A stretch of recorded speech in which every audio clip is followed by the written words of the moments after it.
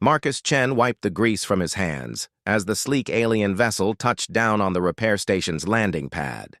After 15 years running the most remote maintenance facility in the Outer Rim, he'd seen ships from dozens of species.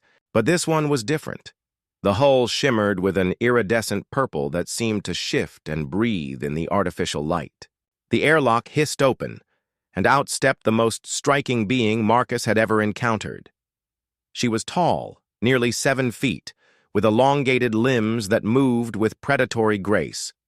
Her skin held the same purple iridescence as her ship, and 4 arms gestured expressively as she approached.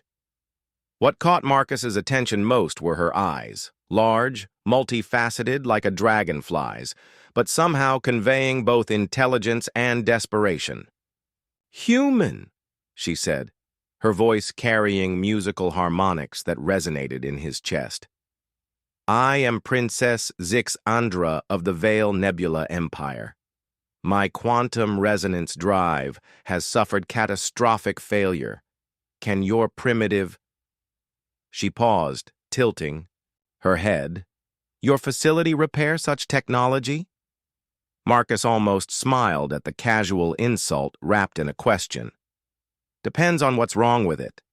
Let me take a look." The princess led him into her ship, which was a marvel of organic-looking technology. Walls pulsed with bioluminescent veins, and the air hummed with energy. At the ship's heart sat a device that defied easy description, part machine, part living organism, crackling with unstable energy. "The quantum matrices are misaligned," she explained, her 4 hands dancing over holographic displays. "My people's greatest engineers could not solve this. I have traveled to 17 worlds seeking aid." Marcus studied the drive for several minutes, running his scanner over its surface. The princess watched him intently, her multifaceted eyes reflecting his every movement. "This is incredible work," he finally said. "But I think I see the problem. You've got a cascade failure in the quantum field stabilizers. The biological components are rejecting the mechanical interfaces." Princess Zixandra's eyes widened. "You understand the quantum bio-integration? But humans are supposed to be a primitive species." "Primitive?" Marcus chuckled, pulling his toolkit from his belt. "Princess, we've been jury-rigging impossible repairs since we first picked up a wrench. Hand me that quantum spanner." What followed was 6 hours of the most complex repair work Marcus had ever attempted. The princess proved to be an able assistant, her 4 arms allowing her to hold multiple tools while he worked deep inside the drive's core. She asked countless questions about his techniques, fascination growing in her voice.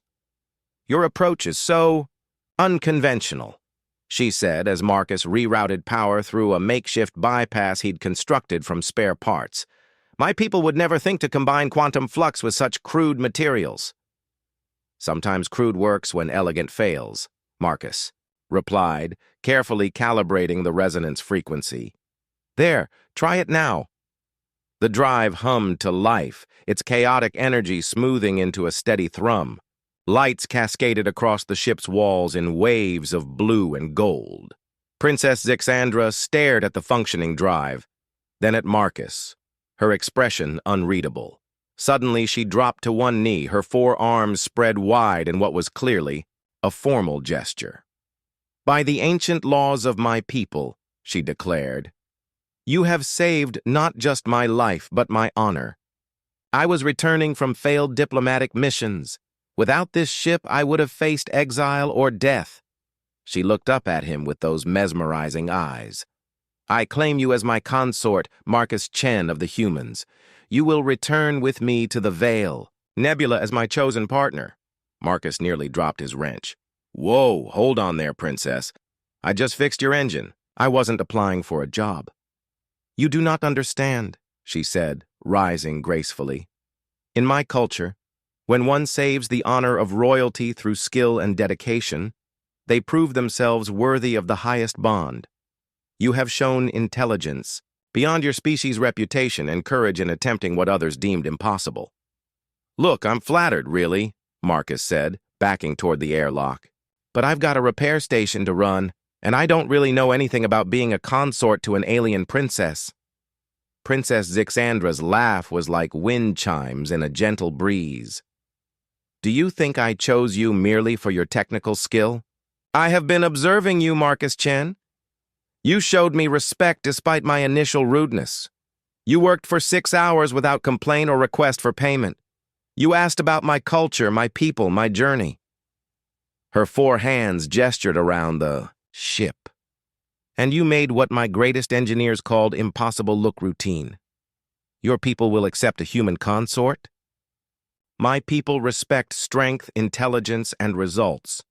You have demonstrated all 3. She moved closer, her presence somehow both alien and comforting. I offer not just partnership, but adventure across the galaxy. Your skills would be valued throughout my empire. Marcus looked around the cramped repair station he'd called home for 15 years, then back at this remarkable being who saw potential in him that even he hadn't recognized. I suppose, he said slowly, the station could use a vacation. And I've always wondered what it would be like to work on really advanced technology. Princess Zixandra's eyes sparkled with what could only be joy. Then you accept? Marcus grinned. Princess, I've spent my whole life fixing things that shouldn't work. I think I'm ready for the biggest repair job of my life, bridging 2 species. As the ship lifted off toward the stars, Marcus realized that sometimes the most important repairs weren't to machines, but to the connections between worlds.